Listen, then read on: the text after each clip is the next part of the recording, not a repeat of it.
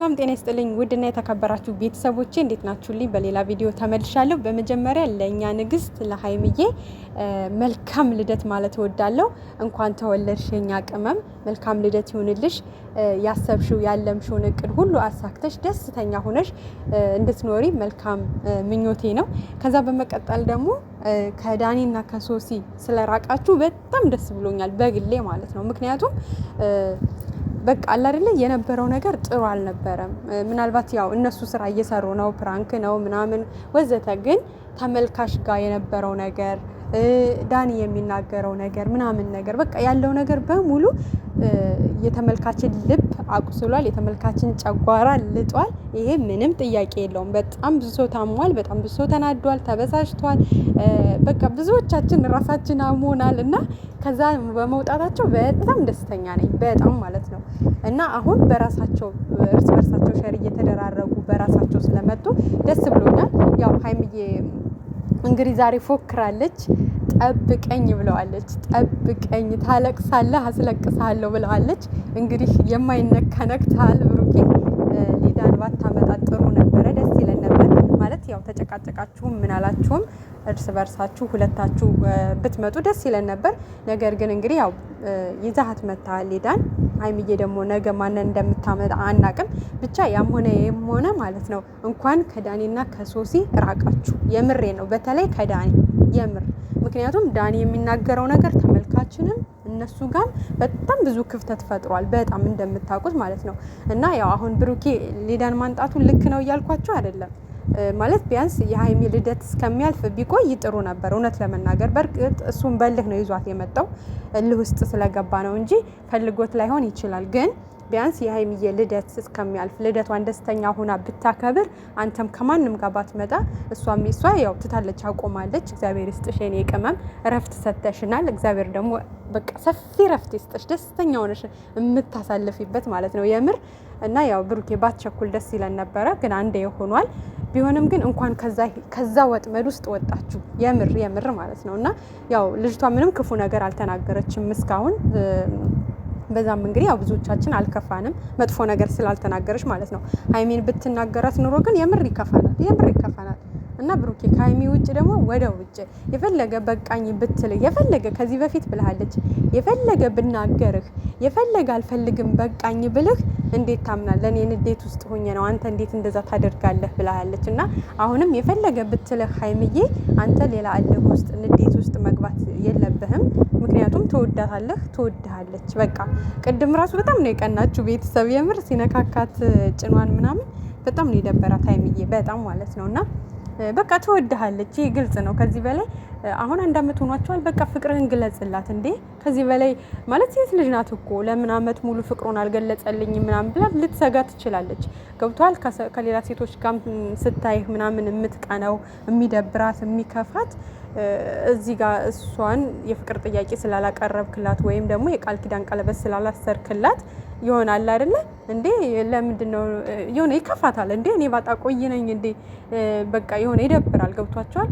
ግን በሆነ ነገር ብታስራት እሷን በሙሉ ልብ በሙሉ ኮንፊደንስ የብሩክ ነኝ የኔ ነው ብላ በቃ በጓደኛ ማምጣ በምንም ማምጣ ያንን ያክል ላይሰማትም ላይከፋትም ይችላል። ግን እና ቡራዬ በዚህ አመት እንግዲህ በዚህ አመት ወይ ሲሆን በዚህ 2 ወር ውስጥ ካለዛ ደግሞ 2018 ቀለበት እንደምታስርላት ባለሙሉ ተስፋ ነን። ሲሆን ደግሞ ነገ ማን ያውቃል? ነገ የልደቷ ቀን ነው። ወይ መኪና ሰጥተህ ወይ ቀለበት አስረህ ወይ የፍቅር ጥያቄ አቅርበህላት ሰርፕራይዝ ልታረጋት ትችላለህ ይመስለኛል። ምናልባት እንግዲህ ኤልዳን የሚያመጣት የሀይሚዬን ፕሮግራም እንድታግዘው ወይ የዲኮር ምናምን አለ አይደለ? የሆነ ነገር ስታዘጋጁ ሰው ያስፈልጋቸዋል የሚያግዛችሁ ምናምን ነገር። እና በአሁኑ ሰዓት ያው ማሂ ደግሞ ቡታጅራን አታውቃላችሁ፣ ሌላም የሚያውቀው ሰው ያለ አይመስለኝም። ለዛም ሊሆን ይችላል። በክፋት አንውሰደው። ክፉ ነገር ስላልተናገረች ደግሞ እኛም ክፉ ነገር አንናገራትም። ብቻ ሀይሚን አትንኪብን፣ በክፉ አትንኪብን። በፍቅር ችግር የለውም። ምክንያቱም ሀይሚዬ ለሽ ሰው የምትሆናት በፍቅር በእህትነት ማለት ነው። እና ላንቺ እህትሽ መሆን የምትችል ልጅ ናት። በፍቅር ከመጣሽ በፍቅር እንቀበልሻለን። ግን ሀይሚን የሚጎረብጥ ነገር ካደረግሽ መጥፎ ቃል እንድትናገሪያት አንፈልግም። ምክንያቱም ያው 1 ወር ሙሉ የነበሩበት ሁኔታ ደስ አይልም ነበረ። በቃ እነሱ ጋም ተመልካች ጋም ደስ የሚል ነገር አልነበረም እውነት ለመናገር ማለት ነው። ያው ስራ ቢሆንም ግን የነበረው ነገር እልህ ውስጥ የሚያስገባ ምናምን ነበረ አራቱም ጋም። ከዛም በተጨማሪ ደግሞ በዙሪያቸው ያሉ ጓደኞች እንዲሁም ደግሞ ኦዲየንስ ጋር ለአንድ ወር ምናምን ደስ የማይል ነገር ነበረ። አሁን ግን ቢያንስ ነገ ልደቷ ነው፣ ደስ ብሏት እንድታሳልፍ ነው የምንፈልገው እየሳቀች ማለት ነው። እና በቃ እንዳታስቀይሚያት። ያው ዛሬ በእርግጥ ምንም አልተናገርሽም፣ የተወሰነ ነገር መሰለኛል። እሱም የሚያስቀይም አይደለም፣ ግን ነገ እንደማትገናኙ ተስፋ አደርጋለሁ። መቼም አደራሽን በልደቷ ቀን ሄደሽ እንዳትረብሻት አደራ ማለት ነው። እና ነገ ደስ የሚል ጊዜ እንድታሳልፍ ነው የምንፈልገው ሀይሚ።